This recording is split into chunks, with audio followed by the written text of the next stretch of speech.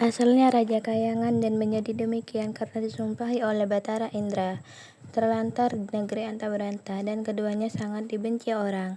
Setiap kali mereka mengemis di pasar dan kampung, mereka dipukuli dan diusir hingga ke hutan. Oleh yang demikian, tinggallah dua suami istri itu di hutan memakan batang kayu dan buah-buahan. Hatta beberapa lamanya, maka istri si miskin itu pun hamillah 3 bulan lamanya.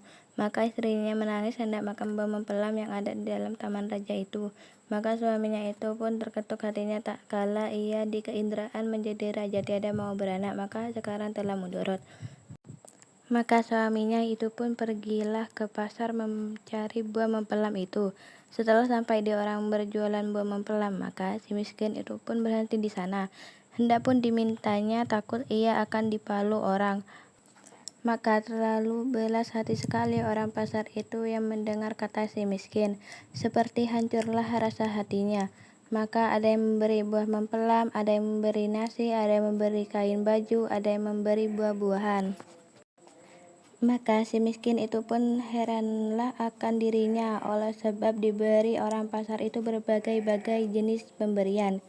Adapun akan dahulunya, jangankan diberi barang ataupun hampir pun tidak boleh. Habislah dilempar dengan kayu dan batu. Setelah sudah ia berpikir dalam hatinya demikian itu, maka ia pun kembali ke dalam hutan mendapatkan istrinya. Buah mempelam dan segala buah-buahan dan makanan-makanan dan kain baju itu pun diinjak-injaklah istrinya seraya berceritakan hal ihwalnya terkala ia di pasar itu. Maka istrinya pun menangis tiada mau makan jikalau bukan buah mempelam yang di dalam taman raja itu. Melihat akan kelakuan istrinya itu seperti orang yang hendak mati, rupanya tiadalah berdaya lagi, maka suaminya itu pun pergilah menghadap Maharaja Indradewa itu. Maka sujud kepalanya lalu diletakkan ke tanah dan memohon untuk diberinya buah mempelam.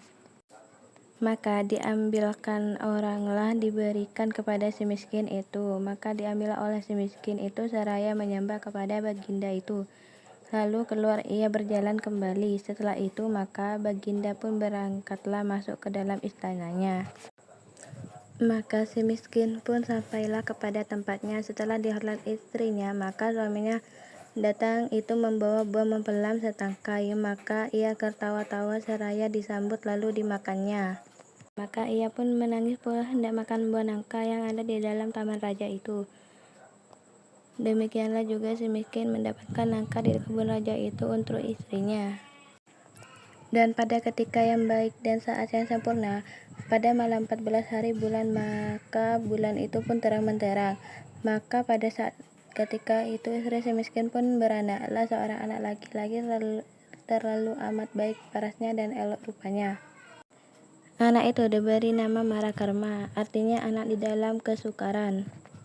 Maka hatta dengan takdir Allah subhanahu wa ta'ala menganugerahi kepada hambanya, maka si miskin pun menggalilah tanah hendak membuat tempat tinggal. Maka digalilah tanah itu hendak mendirikan tiang berata itu. Maka penggalian kepada sebuah telaju yang besar berisi emas terlalu banyak. Maka istrinya pun datang melihat akan emas itu.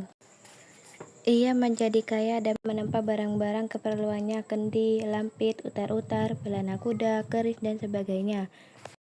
Kembalinya dari menempa barang-barang itu, ia mandi berlimau minang anaknya dan berseru, jika sungguh anak dewa hendak menerangkan muka ayahanda ini, jadilah negeri ini dalam hutan ini sebuah negeri yang lengkap dengan kota, parit dan istananya, serta dengan menteri, hulu balang, rakyat sekalian, dan segala raja-raja di bawah baginda. Betapa adat segala raja-raja yang besar. Terkabul permintaan itu dan si miskin menjadi raja bertukar nama Maharaja Indra Angkasa dan istrinya bertukar nama Ratna Dewi dan negeri itu dinamakan Puspasari.